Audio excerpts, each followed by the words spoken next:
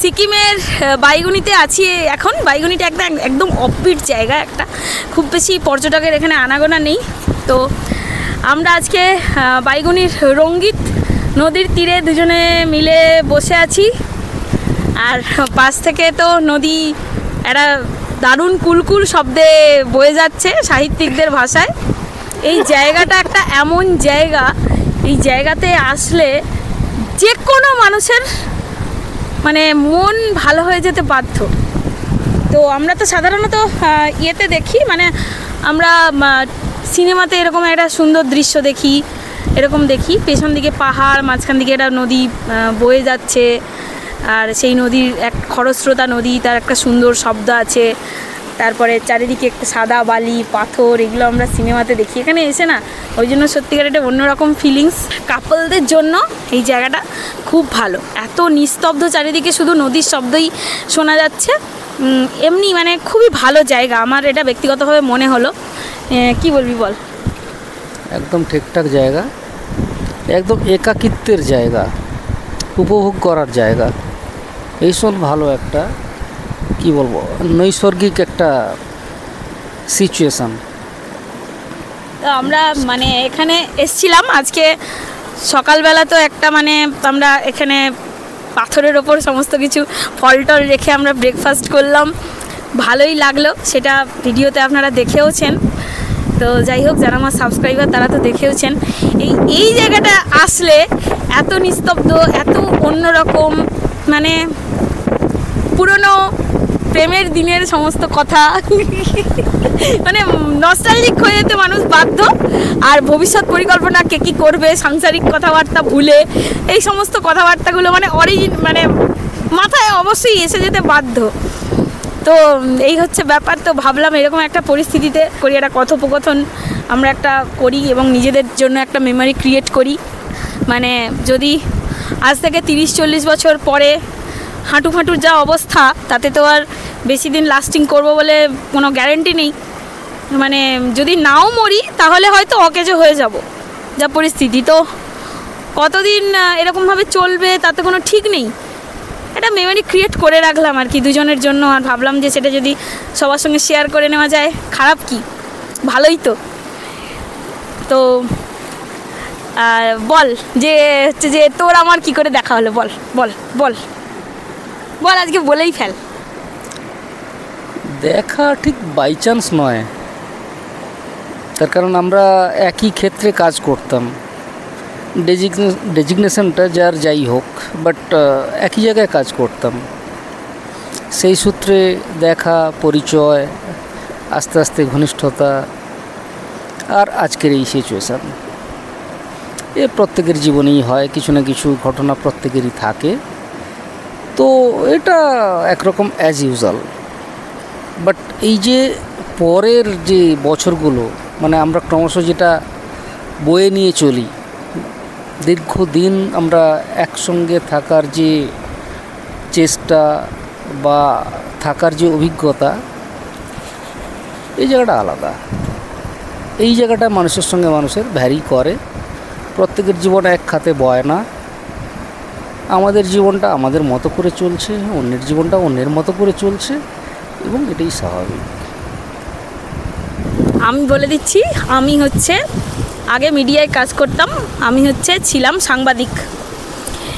তো আমি বেঙ্গলের একটা বড় হাউসে কাজ করার পর আমি প্রথমে একটা ছোট চ্যানেলে কাজ করতাম। আমাদের পূর্ব মেদিনীপুর, ওয়েস্ট বেঙ্গলের পূর্ব মেদিনীপুর জেলার তমলুক শহর, সেখানে একটা গ্রাউন্ড চ্যানেলে প্রথমে কাজ করতাম।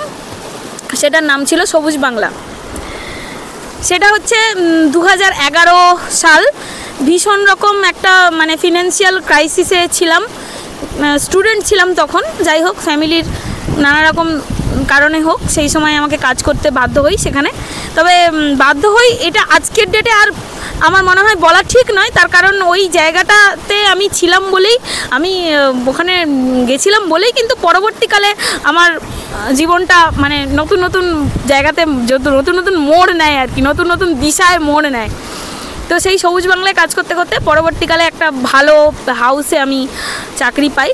সেই চাকরিটা তারপরে যখন বিভিন্ন কারণে হোক, নানা রকম সমস্যা ছিল, সেই চাকরিটা আমি ছাড়তে বাধ্য হই। তারপরে আবার আমি ফিরে আসি তমলুকে। ওই চাকরিটার সময় আমার হলদিয়াতে ছিলাম, তারপরে ফিরে আসি তমলুকে। তখনও এর সাথে আমার কোনো রকম সেরকম আলাপ টালাপ হয়নি। তো তারপরে যখন আমি পরবর্তীকালে ফিরে এলাম আবার তমলুকে, তখন যে চ্যানেলে আমি প্রথম ঢুকলাম ও হচ্ছে সেখানে ছিল আমার বস, মানে নিউজ ডিপার্টমেন্টে ও হচ্ছে তখন হচ্ছে যে ছিল। তো তারপরে আমাদের তো ওখানে আরও অনেক মহিলা টহিলা কাজ করতো, হালকা হালকা একজনের প্রতি ছিল। অ্যাকচুয়ালি যদি সঠিক বলতে হয়, শুরুতে হয়তো আমি বসই ছিলাম, বাট পরিচয় হওয়ার পর সেই পরিচয়টা একটু মানে কি বলবো, কয়েক মাস যাওয়ার পর অরিজিনাল বস ও হয়ে যায়। ডেজিগনেশানে যে যাই পারে থাকুক, বাট অরিজিনাল বস ও হয়ে যায়। এবং আমি সেটা কি বলবো, জীবনের অভিজ্ঞতায় সেটাকে মেনে নিয়েছি, চলছি, ভালো লাগছে, ডায়লগ খালি চলছে। না, ও হচ্ছে বস ছিল আর আমি হচ্ছে সেই নিউজের মানে তার টোটাল যা কিছু হয় আর কি আমাদের দায়িত্বে ছিলাম। তো জার্নালিজমের মধ্যেই ছিলাম, সেই রকম একটা পরিপ্রেক্ষিতে ওর সাথে আমার হচ্ছে আলাপ। তারপরে তখন ওর বয়স হচ্ছে যে 46-47 হবে, আর আমার তখন কত হবে, 30-31 মতো হবে। এটা বেশি দিন নয়, আজ থেকে 5-6 বছর আগের কথা বলছি।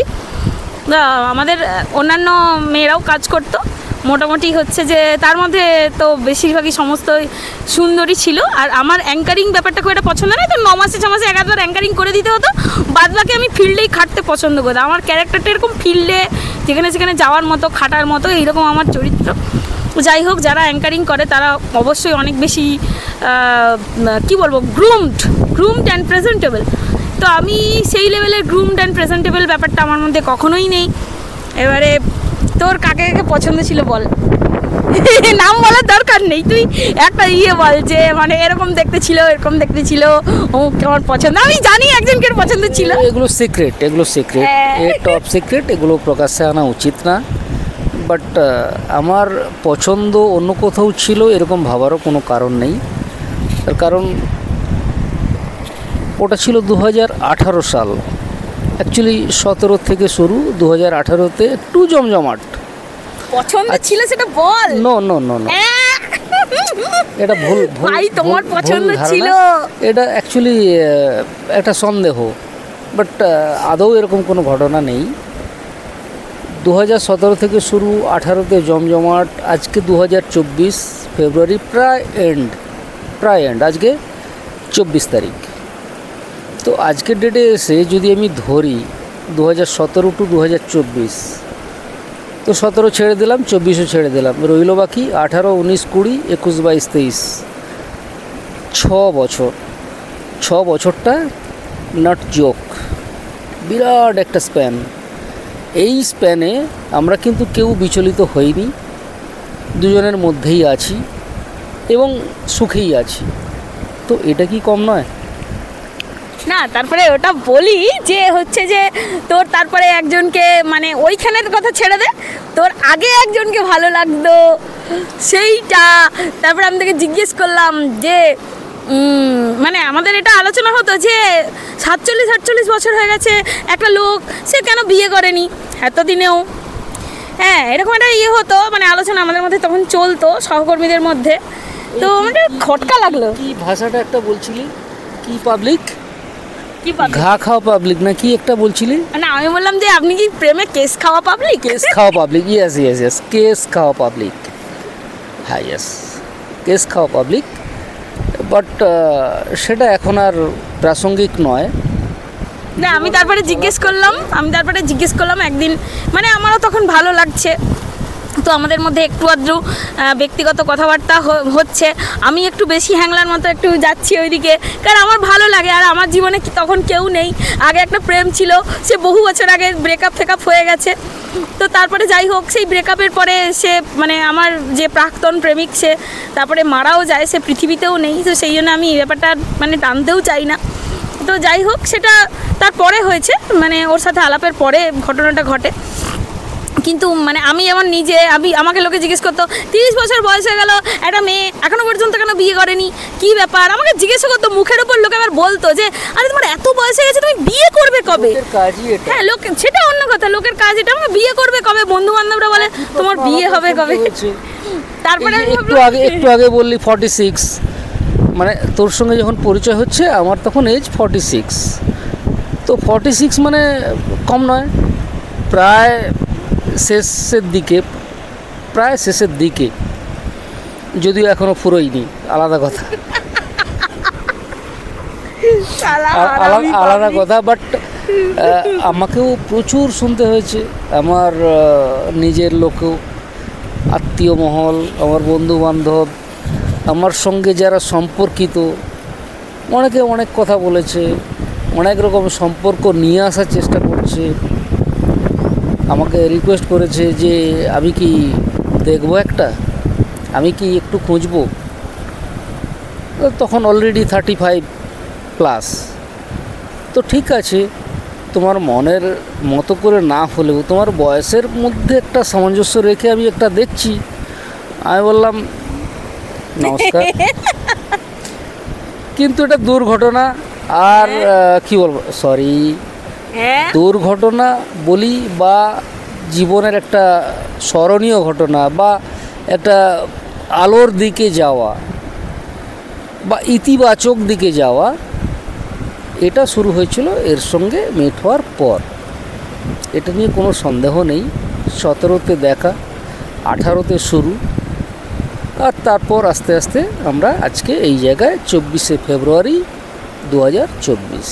আজকের তারিখটাও কিন্তু ভালো, 24শে ফেব্রুয়ারি 2024, 24ময় একদম জীবন।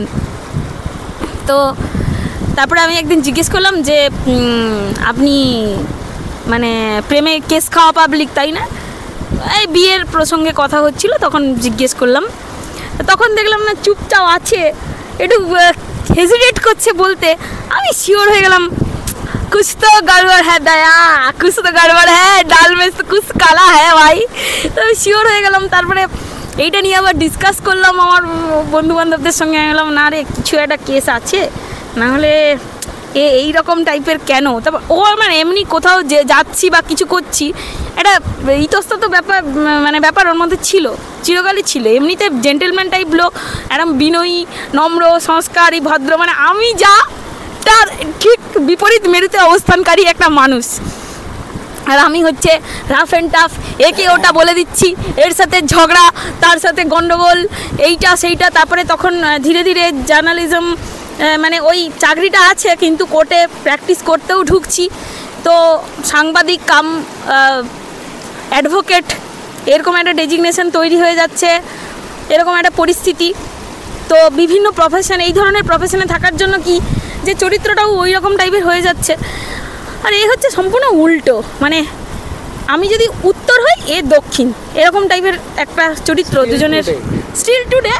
বাট এই কারণে আমাদের মধ্যে দ্বন্দ্ব কম নেই, যথেষ্ট দ্বন্দ্ব হয়। আজও সকালে হয়েছে, কাল রাতে হয়েছে, বাট আছি। এবং দ্বন্দ্বের কারণ যাই হোক, বাট আছে। কিন্তু আমরা পর মুহূর্তেই ওটাকে আমরা ঝেড়ে ফেলে আবার একই রকমভাবে চলতে থাকি। না, আমার মনে সব কিছু আছে, আমি প্রতিশোধটা আলাদাভাবে, আমি ঠিক হয়ে যাবে, একদিন আমার প্রতিশোধের টাইম আসবে। বয়সটা অল্প, স্বাভাবিক, এটা খুব স্বাভাবিক একটা টেন্ডেন্সি। তুই তো দাদু, এটা স্বাভাবিক একটা টেন্ডেন্সি। আমি দাদু হই বা দাদুর মতো জ্ঞান, দাদুর মতো গাম্ভীর্য, ঠিক আছে, এরকম টাইপের একটা লোক ভালো, এইটাই আমার ভালো লাগে। আর হচ্ছে যে তো যাই হোক, এবার যখন আমরা বিয়ে টিয়ে করলাম, হেন তেন এই সমস্ত হলো, একটা যেটা ইস্যু যেটা তৈরি হলো, যেটা এক্ষুনি বলছিল গন্ডগোলের যে গন্ডগোলের কারণ হচ্ছে, এখন আমাদের গন্ডগোলের মূল ইস্যু হচ্ছে যে ঝগড়া হচ্ছে ওই এর জন্য, খরচ। আমাদের গন্ডগোলের মূল কারণ হচ্ছে খরচ করা। এর চরিত্র হচ্ছে এ সব কিছু খরচ করে, আমার চরিত্র হচ্ছে আমি মিতব্যয়ী, আমি যেখান থেকে যেটা পারি আমি বাঁচাতে চাই বলে এর সঙ্গে আমার মূল ঝামেলা। যেমন আমরা এবারে শিলিগুড়ি থেকে এসএনটি এসছি, এসএনটি থেকে আমরা এসছি শেয়ার গাড়িতে। এই যে শেয়ার গাড়িতে এসছি, এটা এর অশান্তি, এর মনে মনে সবসময় একটা অশান্তি কাজ করছে। শেয়ার গাড়িতে এসছি, পায়ে লেগে যাচ্ছে, এর সঙ্গে একটু এর গায়ে গুজে বসতে হচ্ছে, বসতে হচ্ছে, এইটা এর একটা মেন্টাল প্রবলেম আছে। শেয়ার গাড়িতে হাজার হাজার লোক যাতায়াত করে, কিন্তু এটাকে ঠিক মেন্টাল প্রবলেম বলে না, এটা যে কাউকে একটু জিজ্ঞেস করে দেখবি সমস্যাটা সবারই হবে। এবারে কেউ একটু पैसा लगेगा, बस पैसा। हमारे पास ज़्यादा पैसा नहीं है, तो हम लोगों को একটু অল্পে অল্পে খুশি থাকনা পড়েগা, ঠিক আছে? এটা হচ্ছে আমাদের উচিত, খুব মানে অল্পে যেটা আমাদের মধ্যে আছে, আমাদের সাধ্যের মধ্যে আছে, সেইটুকুতে খুশি থাকা। নাহলে লাইফ টাইম এইটাই হতে থাকবে, এই টাকার পিছনে ভাগ দৌড় এটাই হতে থাকবে। বেশি ইনকাম করব, বেশি ভোগ করব, বেশি বিলাসবহুল জীবনযাপন করব। ভাই কি দরকার? এই যে বসে আছি বেশ নদীর ধারে, পাশ দিয়ে নদী যাচ্ছে, এই যে এখানে নুড়ি পুড়ি এইসব কুড়িয়ে বসে আছি, এইসব যে নুড়ি পুড়ি কুড়িয়ে বসে আছি, এইটা আচ্ছা, এইটা কি কম কিছু? এইটার কি জীবনে এটা কি কম লোক পায়? মানে কটা লোক পায় এটা জীবনে? আমার তো মনে এটাই পাওয়া। এই যে বসে আছি আজকের যে এই যে দিনটা, আমাদের মানে এইটার থেকে আর কি পাওয়ার আছে জীবনে? এরপরে যদি মরে যাই তাতেও কোনো আক্ষেপ নেই। তো আর কিছু বলবি? না, আমি এখন নোটিশ হয়ে যাচ্ছি, আমার আর কিছু বলার নেই। আমার জীবনের অভিজ্ঞতা এবং জীবন সংক্রান্ত যা কিছু ভাবনা চিন্তা এই মুহূর্তে সব একাকার। মতলব যেটা বলতে চাই,